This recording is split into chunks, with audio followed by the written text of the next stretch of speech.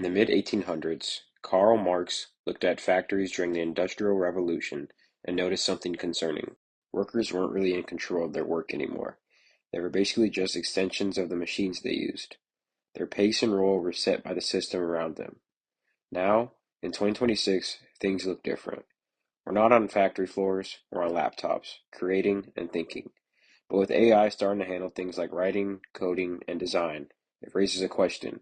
Are we starting to rely on technology in a similar way? This connects to a concept from class called deskilling.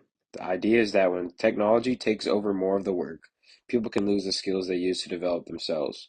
For example, instead of working through ideas or writing something from scratch, someone might rely on AI to do most of it. Over time, that can affect things like critical thinking, writing ability, and problem solving.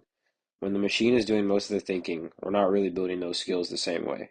This also leads to something called process alienation. Usually the process of creating, figuring things out, making mistakes, and improving is where a lot of meaning comes from. But when AI handles most of that, it can take away that connection. Instead of being involved in the work, we are just managing it. And like we talked about in class, this can also affect how people interact. It can shift things from collaboration to competition, where people focus more on speed and efficiency instead of creativity. Looking at this through the conflict perspective, it's important to talk about who benefits the most. A lot of the time, it's not the average worker.